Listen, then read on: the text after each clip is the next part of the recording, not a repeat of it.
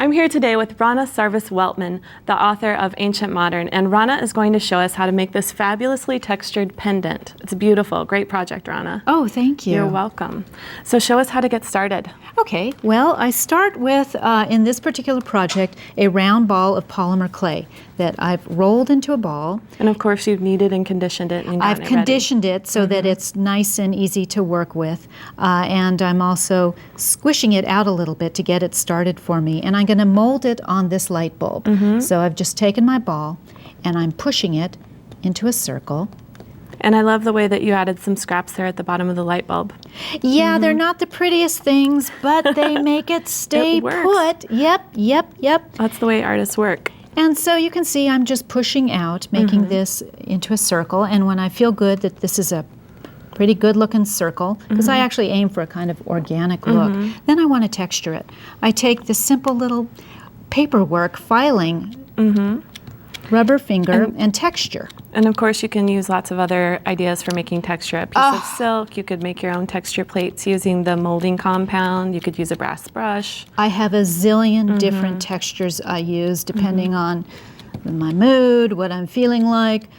So I go ahead and texture this all around. I've got this really lovely texture now. And I want to make a bail. And so I'm just going to take a simple tube bead, and then I'm going to place it on here. I don't want it in the middle because I don't want my necklace to flip up. I don't want it at the very top, kind of midway between middle and top. And then what I do is I take a strip of clay that I've textured with the same texture.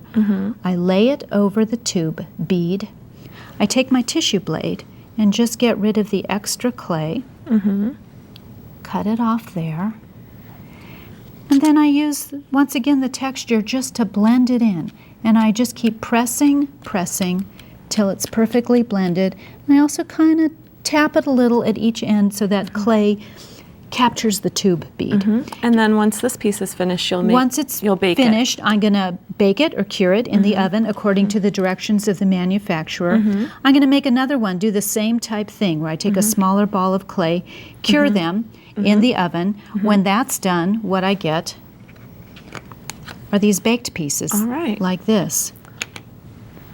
And then so this is kind of a shell that you're then going to fill with color. That's a shell that I'm going to fill with color. So I'll go ahead and do that. Now that it's baked, I take my clay and I just press it against. I've rolled this red clay out. And it looks like you used your pasta machine to get that the perfect thickness. Yep, I love that pasta machine. You can use a roller. If you don't have a pasta machine, I used a roller for several years before I bought a pasta machine. But once I bought the pasta machine, I thought, what was I waiting for?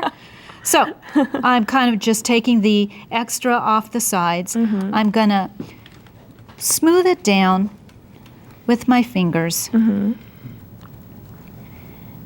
And I'm going to, if I were at home, I'd take a nice time, taking my time smoothing it. I don't have the time to do that, but you know what I mean. Yes, we know where you're going with that. And then I want to texture it. And so in this case, I'm going to use my needle tool, and I'm just going to score lines in it. And I'm going to keep going round and round, all the way around. Keep going till I have spokes going all the way around. This, right? Till it looks like this, with all the little spokes coming out. And you could really use any texture at that point. On your necklace, you use the needle tool. Oh, absolutely. I used it for that. The second layer, the pink layer, I took some pink clay and layered it and actually textured it again with this thumb. But usually I'm using many, many different textures. So once again, I'll cure it because you can actually bake the clay over and over again. So you baked it, you put the red and the pink in their shells and baked it again. Absolutely. Okay.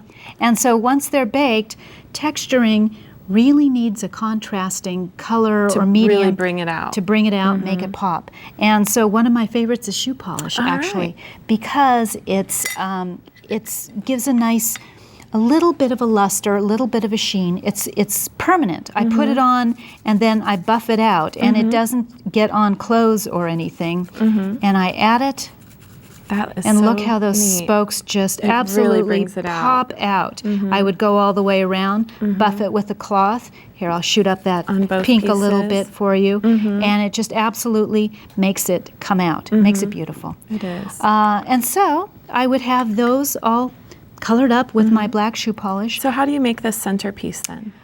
This I just love. I'll just take a few pieces of scrap clay of a color that works, run it through the pasta machine at a thin setting so it gets all kind of crackled and mussed up, and then I just roll it into A strip. Yeah, yeah. Great. And then that's ready to go. And then you layer it all together, right? Right. I would just take glue and put a little dab of glue on it, another little dab of glue on it.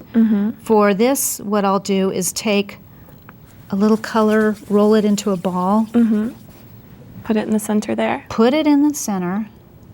In the pod that we were showing here, I really just took my needle tool and kept And then once pushing it's little- all stacked together, are you baking it again? I'm baking it again because I can use a heat set glue. Okay. And so I stick it in the oven again, and voila, I have a You're pod. ready. You can hang it on your necklace. Absolutely. All right. Well, thank you so much, Ronna. Thank you.